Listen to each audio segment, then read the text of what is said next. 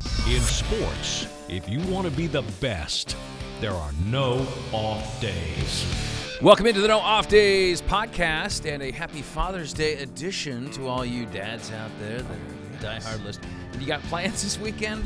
Chris Cato to my left? My son, my only child, won't be with me this weekend. He actually won't be in the same state that I'm in. So Okay.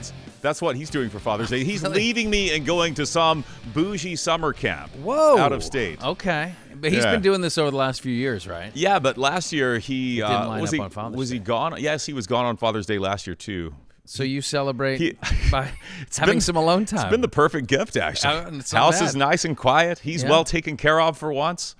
Yeah. Yeah. What that's about good. you? How are the kids? Are they giving you a feast? Let me check the calendar. Nothing is planned for this Sunday. Yeah, Everything's no. open. I don't know.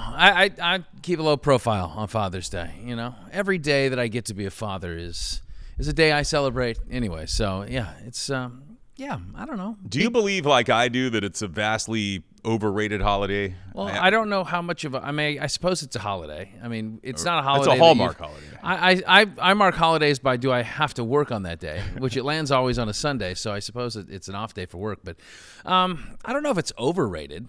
I mean, I would say Mother's Day is maybe a little bit more overrated. Not that mothers don't Wow. deserve. Not that they don't deserve the holiday. I don't think you're going to get anything for Father's Day now. Yeah, right. I wasn't anyway. Not that they don't deserve the recognition and the Right. honor and the adoration, which they should always get. But I feel like the bar is much higher for Mother's Day. You know, absolutely. with things that are expected. For Dad's Day, it's just kind of like, get him a tie and we'll call it a day. He wants red meat. Get him some red meat. Let's grill in the back, and that's the day. So I don't know. What about it is overrated to you? I just find them both a little unnecessary. Mother's Day, Father's Day, even Valentine's Day. Just these, certainly we should Valentine's. always have these feelings for our Yes. special people, Yes. right? But you don't. No, well, I do. I give my dad So you need the reminder. I give my dad the same thing on Father's Day that I give him every other day of the year, which is just what? my love. Yeah. Just my love and adoration. A phone call, text. I'll give him a call. Yeah. Okay. All Yeah. right. He doesn't text very well. No. All right, let's bring in BK. A happy Father's Day to you, BK. Same to I know you. You probably have something planned because your daughters are a little bit older. They probably have thought of something very creative to do that is tailor-made to the things that you would want to do on your big day, right? Scott, on my Father's Day, I'll be prepping for a test that I'll be having on Monday. Oh. Yeah, this is not a. This is not not a the good kind of, Father's This is not Day a for me. pass-fail, right? Is this a pass-fail? No, It's a different kind of depends. It test. depends on how Sunday goes, whether or not. Oh, that's the worst way to spend. I know. I Father's did not Day. plan this out. No. It just hit me this weekend when Yeah. I was thinking at the Do you know calendar. what he's intimating? He Do said you know? it's. Yeah, I know what he's intimating. Okay. I know he was not having a ribeye on Sunday. That's for sure. No. He won't be eating. No. But it'll be a good Father's Day, Hell, you're a regardless. yeah. father. A father belongs on the throne, and that's where you.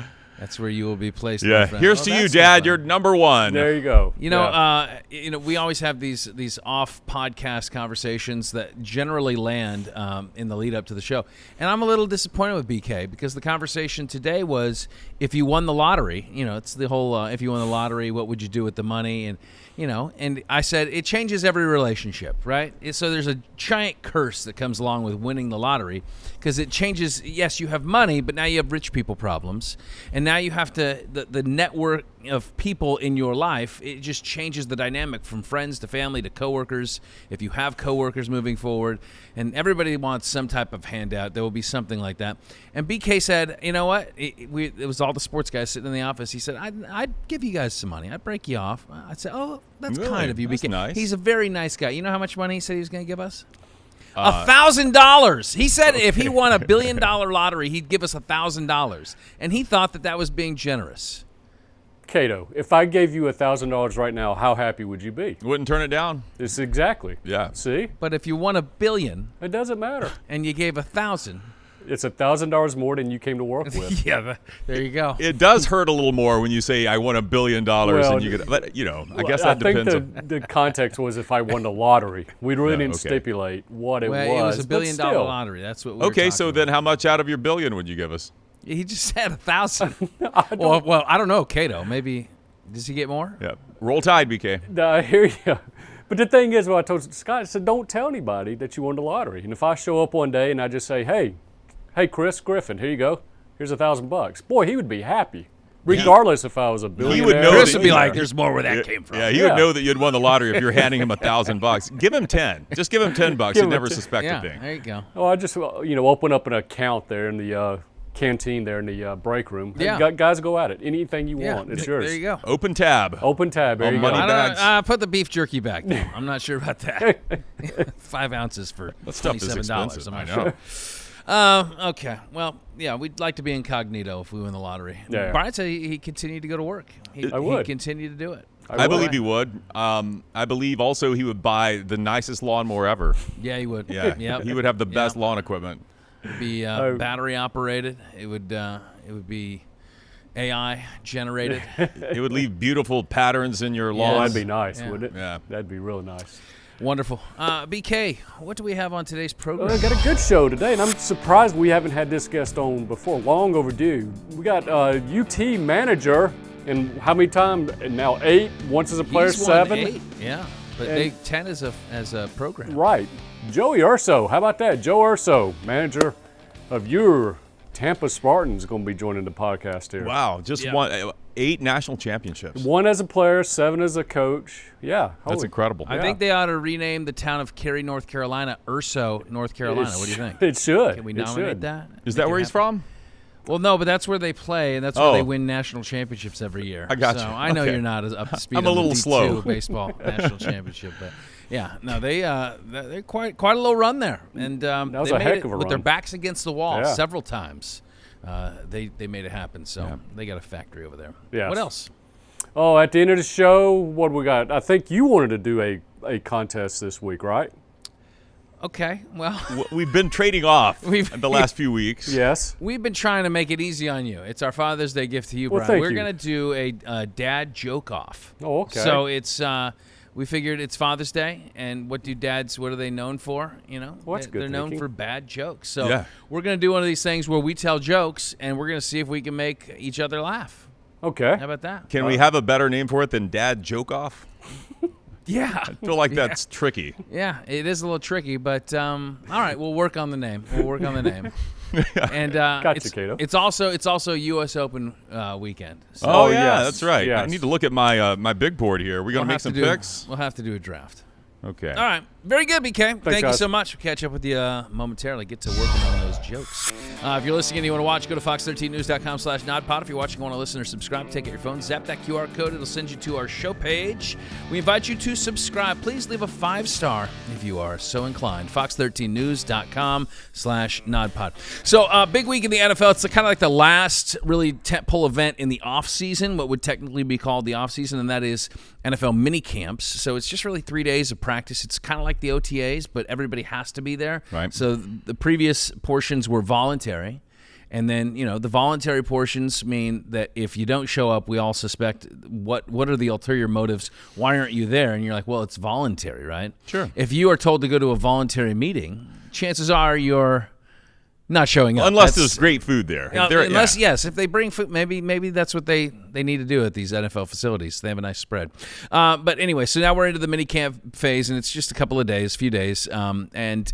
But there are some headlines coming out of this portion because it's mandatory that there's some players, there's quite a few actually around the NFL, that are not showing up.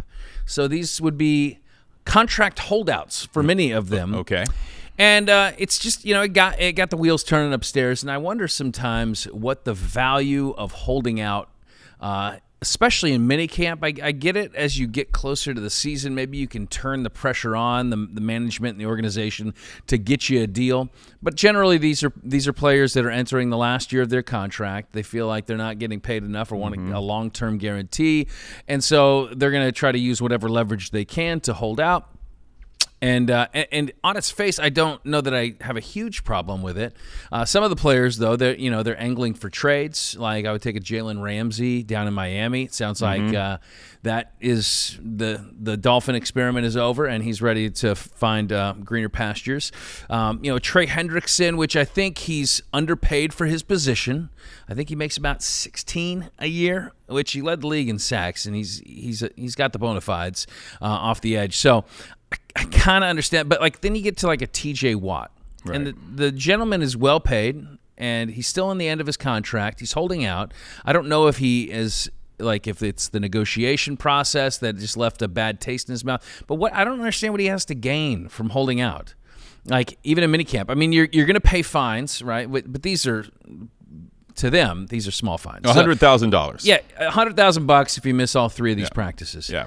But like, is this really going to advance your cause to miss minicamp? I mean, a lot of these guys, they just show up, and then some of them, they work a deal out with the coach, and they say, "Look, I'm not gonna practice. I don't want to hurt anything." I get that. Like, if you're trying to avoid injury and you just want to be like kind of a hold in and go, but not practice, then that's one thing. But to not show up, you're sending a message. I'm just not sure who's receiving it and how beneficial that is to you, right? To you, I always just think like if I'm TJ Watt, like even if I enter my last year of my free agent contract, I'm looking forward to that. Even if I want to stay in Pittsburgh, because I play a premium position, I'm at the top of my game, and I'm going to command a lot more money if I have some other suitors that are coming after me.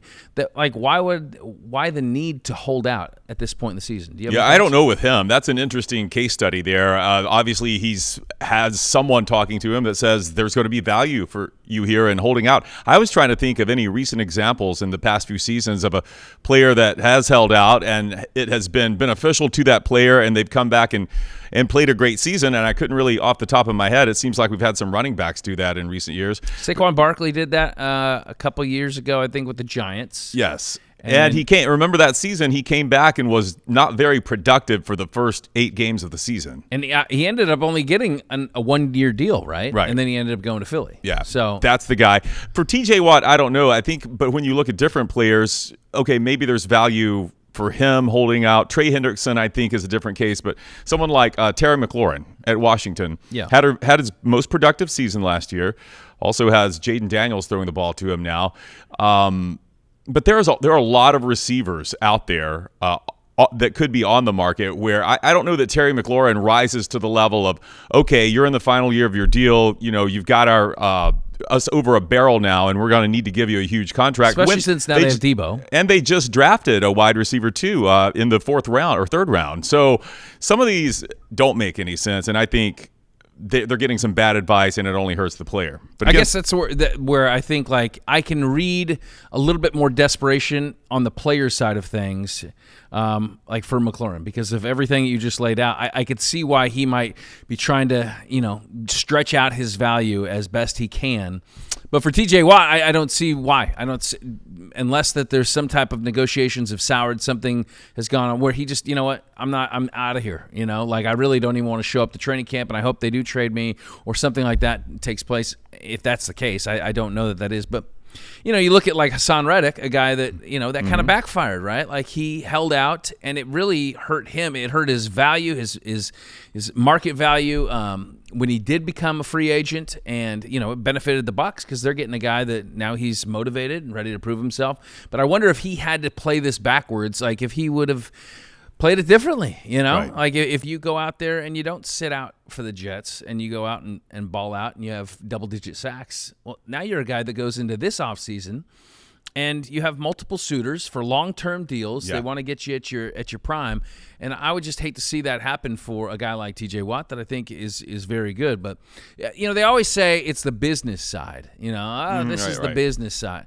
Is it? Is it the business side? Because in the business world, contracts are binding. Like if you have a contract, that you cannot break that contract, right? Exactly. You know how hard it is to get out of a contract with a cell phone company or whatever it is. Like someone's got to pay it off. They don't just say, you don't like it? Okay, let's do it over again. And that's what happens in the NFL all the time, is that like players say, well, it's the business side, but it's not playing by the real business rules. It's more like, well, I just want more money because I feel like I'm underpaid. Well, that could be the case. And for some of these guys, maybe they are underpaid based on their value, but that's not business. Yeah, it's not how it works in the business world. Someone's always going to get the upper hand, whether it's going to be management side or it's going to be player side, right? I do feel like sometimes there are examples. you and I work in the TV industry. We're under contracts. There's no way we could pull this, right? They would just go find the next Joe Schmo Our off the value street. is not anywhere. You know what? You can read a teleprompter. Good for you. So can this next guy. And How he'll about do this it for monkey, less. too? Yeah, right. Exactly. But I think for someone like TJ Watt, I think maybe it was Chris Jones was the example I was trying to think of. Okay, yeah. Like 2 years ago, one or two seasons ago, he actually held out and signed at the last minute preseason with the Chiefs and got a nice raise and played well that season. So, there are cases where a player is that valuable and they can also come back and capitalize on this deal and prove it and get that bigger payday. Yeah. I mean, Watt's going to get paid. We know he's going to get paid. But I don't know. I guess I would just say if I were in his situation, I would be looking forward to that finish line of free agency, even if I want to stay in Pittsburgh, because I'm like, if I wait another year, if the market right now is, if the high water mark is Myles Garrett making $40 million a year, what's it going to be at the end of next season when I'm ready for a long-term contract, still relatively young, playing in my prime, and now I have multiple teams coming at me and that bidding price keeps going up. Yeah. I mean, it could be upwards of $50 million a year. So, I don't know. Maybe he just doesn't want to play with Aaron Rodgers. No, Maybe that's that could be it. That could be it. He said he did it for his soul, by the way, Aaron. He was at minicamp. He said this was a soul decision. Did it for his soul. Yeah. How about that? He's got new shoes with nice soles on them now. They gave him some new cleats. That's what it was. Okay. Foot problems all these years All with right. the Jets and the Packers. So in NBA, NHL, we got the finals going on, and I don't know if you did you watch this Game 3 between the Panthers and the Oilers? I watched what was watchable. It wasn't. Yeah. I mean, the first two were so great, but yeah, I didn't watch too much of that blowout. I think that series, now as we tape this, we've only seen the first three games. So when it's released, maybe I'll look like a silly. But it seems like the series has shifted. Yeah. Like it's fully the ice has been tilted, as they say, and I think it's all going Florida's way. I wouldn't be surprised if they run the table the rest of the way. I mean, if you get to a situation where you're blowing out the other team and then you're pounding their face into the ice, like you're winning the scraps on the ice, Yes. like the other team feels panicked. I mean, Edmonton got blown out the other night, and it just feels like the Panthers are going to run away with it. And the other one, with the Pacers and the Thunder, I'm not so sure, but I'm a fan of SGA. Shea Gilgeous-Alexander. He described himself recently, Chris, as having snake ability. Snake Which kind of, ability. yeah, it's like okay, I know exactly what you're talking about. Like, I mean, he's, I guess another word would be like unguardable, right? He kind of weaves through defenders. It looks like he's trapped, but no. It's a great word. It's just not a. It's not a real word. You know what I mean? But it is the perfect word. It's the perfect word. So I was thinking maybe we could do a little thought experiment here on the No Off Days podcast about making up words. You're a wordsmith, so to speak. Well, your last name is Smith, so you should be pretty good at it too. Well, I'm not smart, but maybe we can come up with words to describe one another. I don't know. This sounds dangerous. Brian, if you, I don't know that we should do I don't know this. if you want to come in, but look, I'll start us off. I know you guys are just now thinking about this, but I had a word to describe Brian. Okay. Oh, okay. This is not a real word. He's Oh boy. cheap. No. No, he's not. Only when he wins the lottery. How about infrillability? You like that? Like it's no frills. You're not a big frills guy, like the charcuterie board. Like it's too many frills for you. So I got infrillability. Infrillability. Okay. What do you think about that? That would be good for Scrabble. Okay. Is that 2 L's in it? I got another one for Brian. Lunch pailsome. Lunch pailsome. That would be a hard worker. It's a lunch pail worker, but used as an adjective. That would be lunch pailsome. He's lunch pelsome. Yeah. Okay. He's He's just- full. he comes He's in. he's full of lunch pelliness. I don't think he likes it. It's all right. I got one for Chris. Yaptastic. Yaptastic. I The like ability that. to talk about anything, and I think that's very true about Chris. But yaptastic is not a word. Yeah. It's funny. I had a similar one for you because you do bloviate, which is a word. That's a real word. Yeah. But you do it with such, a glow on your face. Yeah. And such joy. I would say that you gloviate. And you also gloat when you bloviate. So I had actually circled gloviate for you. Good. Okay. All right. Yeah. I like that. I got another one for you. Okay. pun scraper. A pun You know what a scraper. pun scraper is? Someone who steals puns from other people. One who goes to inexhaustible ends to extract every morsel of pun that is available. A pun scraper. You're scraping like the bottom of the barrel. Accurate. Yes. Guilty as charged. Well, he has very good depth of his vocabulary, and so it's kind of a double-edged sword there. Okay. It sounds like I've got one. I've got another one. You got one? You got yeah, one? Okay, good, and I good. thought I would help with, we had snake ability, and I was trying to think of an animal trait that you have. No. And the only animal we can think lion. of, BK, when we think of Scott is what? Be careful. It's a fish. Shark ability. He, of course, many times on this podcast, we've covered the fact, or Scott has offered that he is terrified, just paralytic fear of sharks. I don't like them, but I'm afraid of them, but I also don't like them. Okay, he won't put his toe in the water, so he is a coward of sharks. So he's shark cowardly. He's shark cowardly. Okay. And it kind of ties A back lot of to- people are that. Yeah. Okay. Yeah. If you're not, then maybe you should be. You know, I think everybody needs a little morsel of cowardly in them. Okay. Yeah, that's very good. I got another one for Brian. Oh boy. Oh, gosh. Ignovincible. He's ignovincible. So what this is someone that would argue for something that they don't actually care about. That's not true. To passionately That is not true. It's to passionately defend something you're not actually certain about. That is ignovincible. Ignovincible. Invincible. you Use think? it in a sentence, Yeah. please. How most of the arguments we get back in the sports office. I It's believe the 'em. ignovincibility of Brian. Don't And think at so. the end of it, he's like, you know what? I don't really care about that conversation. Like, we just talked about it for 20 minutes. What do you mean? That sounds like every podcast. All right. Yeah, that's the show. Very good. All right. Anything else? Brian, did you want to lob any? No, I didn't want to Backhanded lob it. compliments our No, I'm not good at that. I was trying to come up with, Scott, you seem to be better at this than I am, and I'm just kind of doing this on the fly. I was trying to come up with one for your head. Because you have Scott has a very large head, Yeah, but thank it's you, I guess. but it fits. In some way it fits. It's a handsome head, but it is large. You would never loan this guy your cashmere sweater. So what would you say there? You're I don't know. You're like a pleasant moon face. I guess that's where I'm going for. Gourd-tastic? Yeah, gourd-tastic. Yes. Fine. Thank you, BK. He is He has a gourd-tastic. gourd-tastic head. Look at that. Look at that, boys. Gourd-tastic melon. Well, thank you. Yeah. My head. Yeah. I mean, I've been called worse. Well, your Shark coward with a gourd-tastic Your head. features are in the right place. Okay, It's just a that's larger good. head. My eyes aren't too close together. That's good. All right. I Not yet. The more your cheeks expand, though. All right, very good. All right, that was fun. All right, coming up on the other side, he is the national championship winning coach of your Tampa Spartan baseball team. Joe Urso is with us next on the Nod Pod.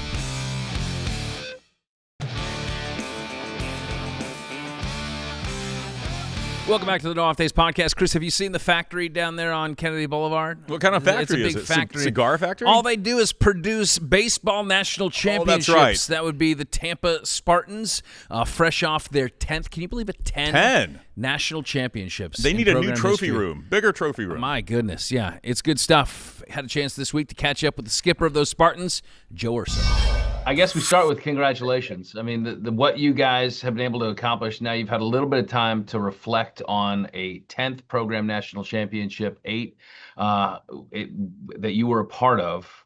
Do you have time to kind of appreciate? Have you thought about the kind of the grandeur of what you've been able to accomplish for the university?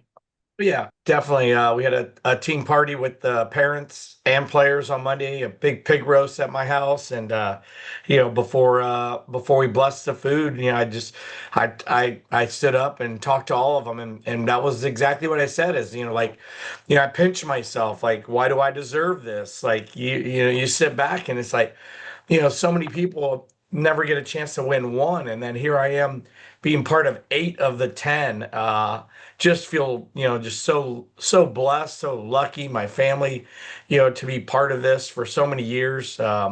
We just, this job means everything to us. This name on the jersey means everything to me. And I talked to the team about that too, before we went in that final day that, I've spent more than half of my life wearing this Spartan jersey, and the pride I take in putting it on, and I don't take any of it for granted. And I'm just really proud that we were able to accomplish this. I take it those pictures that are framed behind you there are your national championship celebrations on the diamond.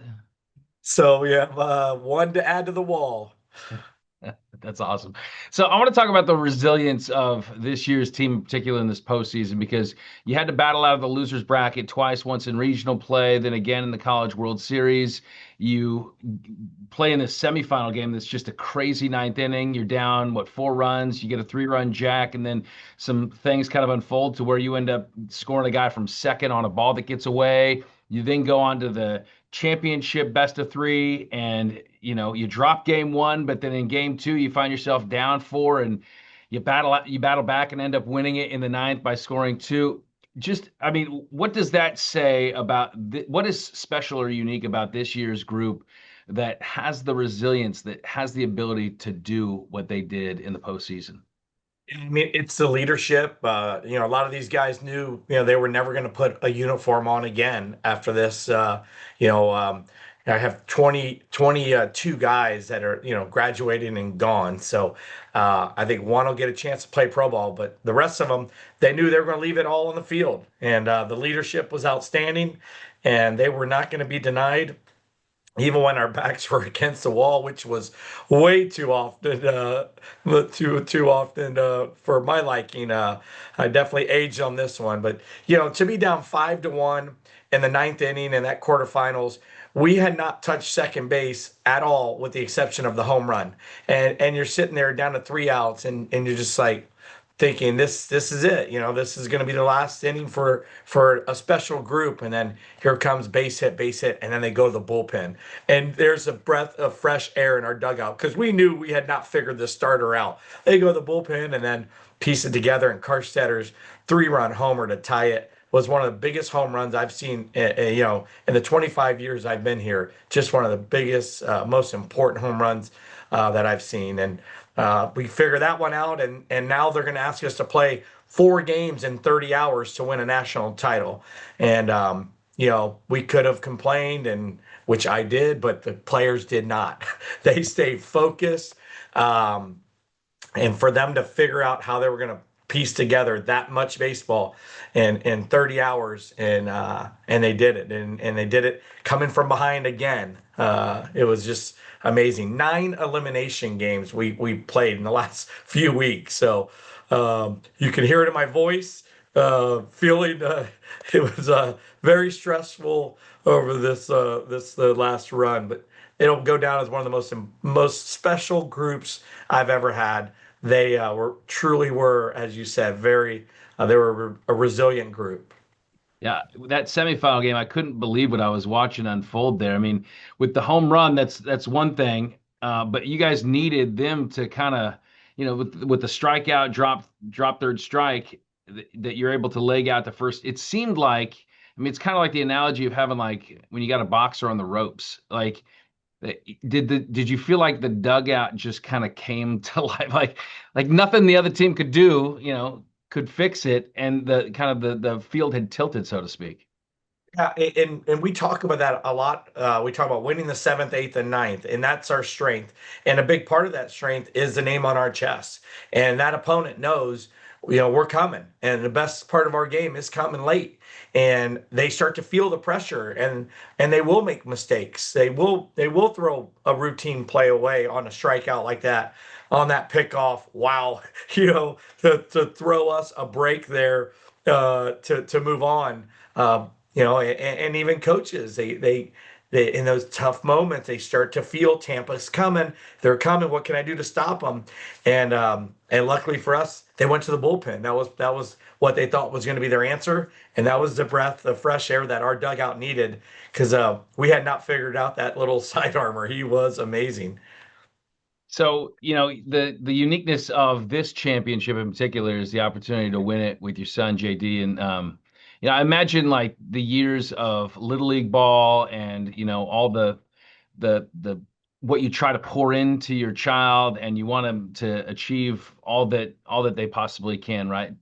And to not only see that, but to be such an instrumental part of it. When he was young, had you had dreams of like, man, I'd love to coach you at the highest level, or I mean, what's that like as a dad? Not necessarily as a coach, but as a dad.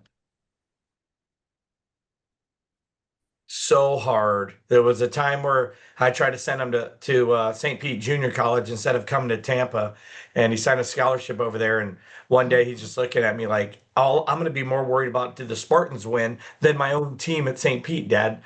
I want to go to Tampa. I want to be part of this. I could play here. And I was trying to avoid it at that time, but the best decision that I ever made, to get to coach my son at a college level, just really special. We were able to spend 5 years together on the field, grinding it out together, and for him to get his first ring as a player, that meant the world to me. And then to be part of the last out. I mean, what are the chances? You get a left-handed hitter pop up to third base to end it all, and put that ball in his glove. He puts it in his back pocket, and the hug we shared, just full of joy and tears. I think a lot of folks wonder how, I mean, I'm sure every coach would love to know what the recipe is, right? How do you build essentially a factory where championships are the standard and you do it year in and year out, the faces change, but the production on the field remains the same. So how do you do it? Oh, I mean, I build a family, and there's a lot of love in that dugout, and they start to buy in. It takes time, but they start to buy into what I believe in. And this year took longer than most years because I brought in 19 new players. The returners were coming off of a World Series championship where they just lost, half of their brothers moved on, and they weren't taken to the new guys. They were really, missing the 24 team graduates. And it wasn't until a trip to California. It was one of the best moves I made. We went to spring break in California, spent a week together, and then you started to see the bond. You started to see the new guys actually accept. The returners actually accept the new guys, and then it started to build. We do a lot of events together. We had a Buccaneer playoff game where I've got them a rooftop place at downtown with dinner up there so they can watch it. We go clay shooting together. We do top golf parties together. Lots of things to build this. But that San Diego trip, to be a week in a hotel, one of the most beautiful cities, obviously, they came together. They bought in, and they knew that if they could pull this off, they'd be brothers for life. So just it's tough. And next year it starts over, and that's the best part of my job. Everyone's like, what keeps you motivated? And it's, well, I get 15 plus new guys every year that I get to share this with, and I can explain it to you, but until you're actually there and you're feeling it, and you're at my house with your kid celebrating the end of their career, and you see the love that we all have for each other, everybody, it's a total buy-in from the top down. And I love when we're able to include the parents. Well, part of a family is the tough love too. And I got a message from one of your former players that wanted me to ask you about some of the tough love moments. We're going to take you back to 2010. You just dropped 2 or 3 to Valdosta State. You had a 6 a.m. Sunday morning workout where you made your guys run 23 triangles because they dropped 23 balls during the throwing program. And a triangle, for those uninitiated, is home plate, right field, left field pole, back, right? And you got to do it under 90 seconds. And it was like 35 degrees out because it was February. Do you remember this moment? Oh, I remember it. And I was taught by some of the best coaches, and took a little bit from everyone. And sometimes you have to reset and refocus these young men. And I think we went on a nice winning streak after that, if I'm not mistaken. So if you want to share the name, I don't know Oh yeah, well, question. I'll give it to you, and you can get on him. Josh Bowman, good buddy of mine. Oh yes. Yeah, Well, sharing all the secrets. Yeah, Josh can run them all because he can run all day long. He's in the best shape of anyone. But that's what it is. Sometimes it seems like to the kids it's punishment running or whatever, but it's about refocusing them. And that day we actually weren't there to run. We were there to have a good practice. But they playing catch alone. Can you believe that they dropped that many baseballs? So, Josh, it worked. I'm not able to do it as quite often anymore because I got to be careful these days on how we coach kids. So Right. a lot more rules now, but yeah, great memories. Good stuff. Well, again, Coach, congratulations. Great to see all the paraphernalia up in that office, and it's exciting to imagine what's still to come with this program. So thank you for carving some time out, and congrats. Awesome. Thank you very much. Nice to catch up with the coach. Coming up on the other side, get your big board ready because it's U.S. Open this week, and we get to pick. We're doing a little U.S. Open draft on this Father's Day weekend. That is next on the Not Pod. Oh, it's Sepp Straka time. Here we go. You love that guy.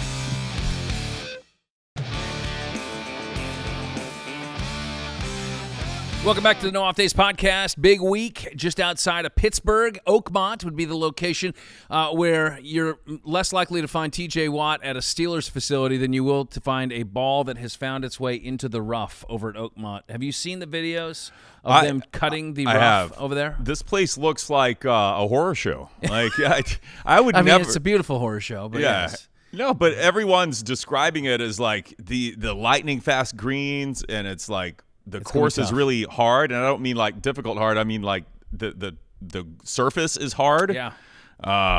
Could be some high scores. They send in like these like an infantry of push mowers. I think it was like the stuff Brian King's dreams are made of. Did you watch any of those lawn cutting videos? Oh, there, it was Brian? awesome, wasn't it? Yeah. Yeah. Did you approve of the patterns they were making in the rough? Yeah, I mean, they seem to be pretty much in sync, didn't they? Oh man, I loved seeing like the guys like in these bunkers where they have like no angle to like actually push their mower, and they're like guiding it across with their hands to try to get the edge of these greens. Anyway, You yeah, need a weed whacker. yeah, for sure. It's going to be a fun one at Oakmont, but it is the U.S. Open. It's the fourth and final major of the year here on this Father's Day weekend. So we are going to have our U.S. Open draft. And with that off camera, we have already selected a number, random number generator, Rochelle, on the jib cam, and I have won. So I have the first pick. Again. I don't know how it happens. Brian's rolling his eyes like We it's should just give fixed. him Scotty Scheffler every. I know. Hey, you don't know. You Okay. don't know. All right, let's We're go. going to go 5 rounds. There are no dark horse picks. You can pick whoever you want. Okay, the scoring system is simple. It's going to be a total score.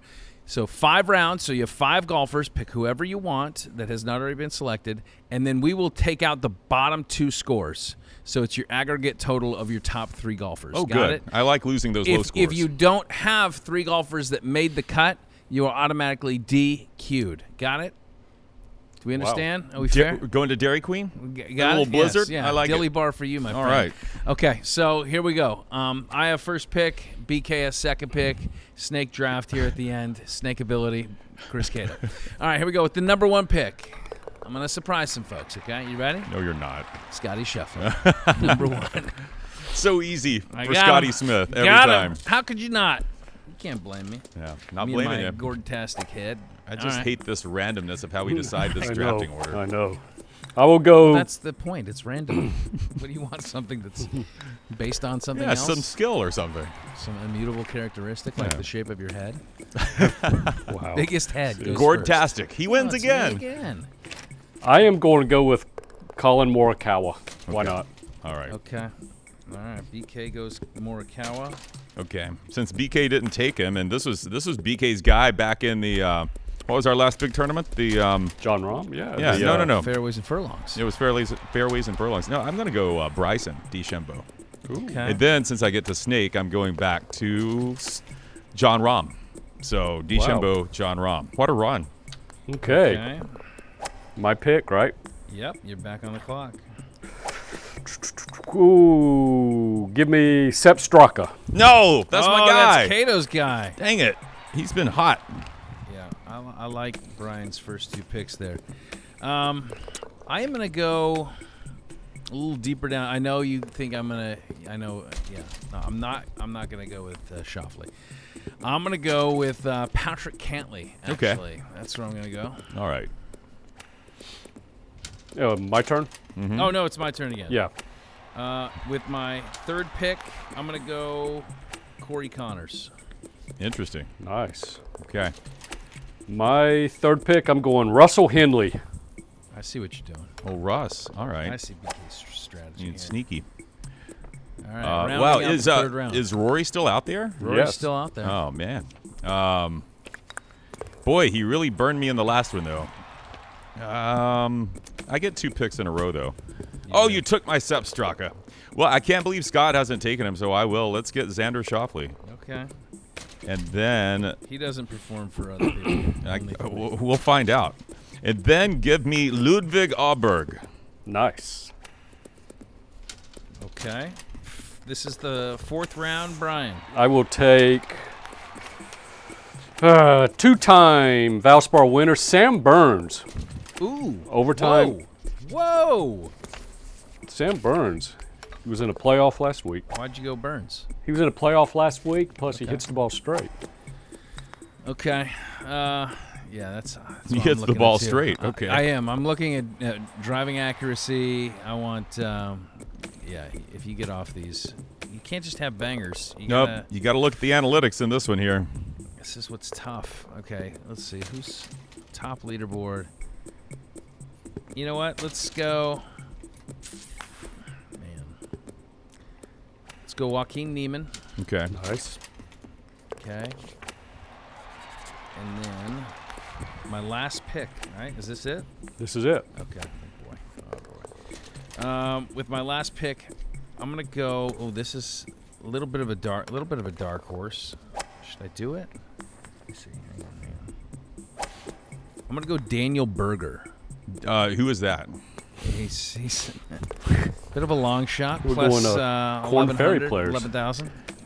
Okay. But you know what I like about Daniel Berger is he's not only is he one of the more accurate drivers off the tee, but I think he's up there in greens and regulation as well. So I'm gonna go Daniel Berger. Listen to Mr. Analytics over I here. know somebody. Well, somebody's been I don't know if studying. you've seen that Kentucky bluegrass that they're gonna have to be hacking through. Yeah. I need guys that are gonna keep it the fairway. Right. That's going to be fun.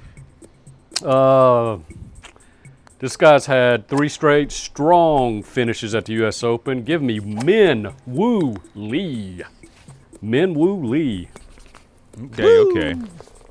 How does he play out of that ankle high? We're going to rough? find out. We're going to Okay. find out, Cato. His nickname is Dr. Chipinski.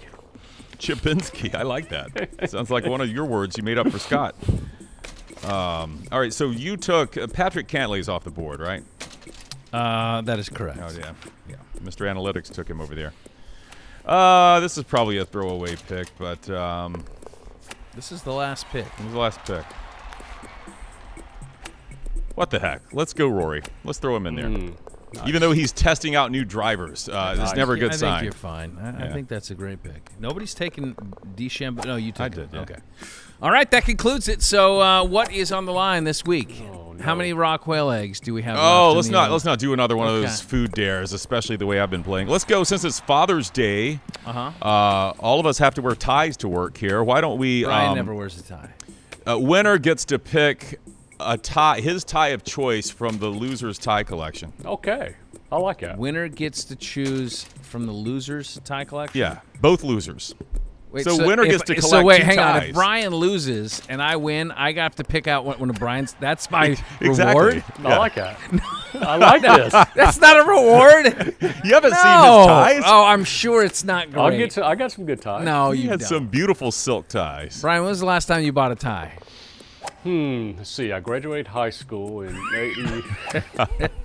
What about bow ties? You got any of those? No, it's got to be a actual I reward. got legit ties. Come on, guys. I think a tie is a reward. I've seen some of Scott's I've got my eye on. I'd like to pluck a couple of those. How like about like a new golf polo or something? Okay. Yeah. Or I like the ties. Okay. Let's do ties. I do better when we're food motivated. how about the purchase of a new tie? I don't know. I just feel like the winner, especially if I win, since you guys both hate me, you're going to find something horrible for me to have to wear on TV. Yes, we will. Of course. That's part of the not fun. a reward. We maybe for the loser. Although I don't know that any of my ties would go around your giant head. That's like, probably true. Look like a bow tie at the end of that. True, yeah. What about since one of your golfers is burger, the winner gets his favorite burger of choice? Let's do that. Yeah. That's a good one. All right. And kind of Father's Day red meat theme. Okay. There you Good go. job. That sounds a little bit better. Yeah. And loser has to wear the tie of our choice. Okay. Okay, now there we go. There always has to be a punishment. Now we're cooking. All right. Very good. All right. Thank you, BK. Coming up on the other side, it is time for our dad. Do we have a new name for it? Dad Joke Off. That's right. We're going to whip out some puns, and we're going to see if we can make each other laugh. Coming up on the Not Pod. I think you just did make me laugh.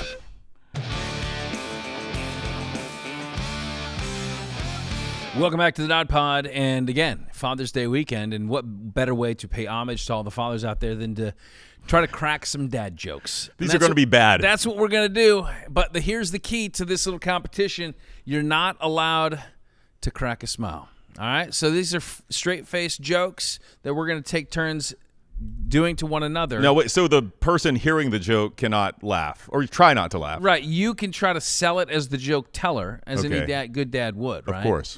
But the person that's receiving the joke should not be able to crack a smile. And what happens if that? We got to bring Brian in. Yeah. I don't care, Brian, if you don't even have jokes, that's fine. Yeah, I want to see if his mug laughs at any of these. I will not laugh. No, he will not. He Okay. said he wouldn't. What happens if the audience does laugh, or the other two do laugh? Then you get a point. Okay, you get a point. You get a Okay. point.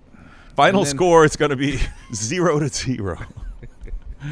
And then I think I'm gonna get Brian. I think you'll Hey, get Not a one. chance. Not And a if chance, if man. we can't, should we bring Rochelle in then? She can decide. Yeah, she's an easy audience. Okay. She laughs at everything. Okay. Yeah. Here we go. Rochelle, why don't you come in? We have an unmanned. Unbiased judge over here. Yeah, come on in. This is Come on Rochelle. in. She All is right. our floor This is director and jib camera operator. It's a bit of a panic mood because we don't have the confidence to know that our jokes are going to land. So we feel Yeah. like Rochelle's a little bit more of an easier laugher. All right, here we go. She's got her poker face on though. Watch All right, out. we ready? Okay. No, she's laughing already. I need everybody's attention. Okay. All right. Singing in the shower is fun until you get soap in your mouth. Then it becomes a soap opera. Well, okay, let's try this one. I don't always tell dad jokes, but when I do, he laughs. Look at her. You got her. What do a tick and the Eiffel Tower have in common? They're both Paris sites. I think we got him a little bit. He's I don't know. I'm not laughing at you. I'm laughing at Oh, Brian. yeah. I'm laughing at Brian. All right, you're up. Go. Okay, all right.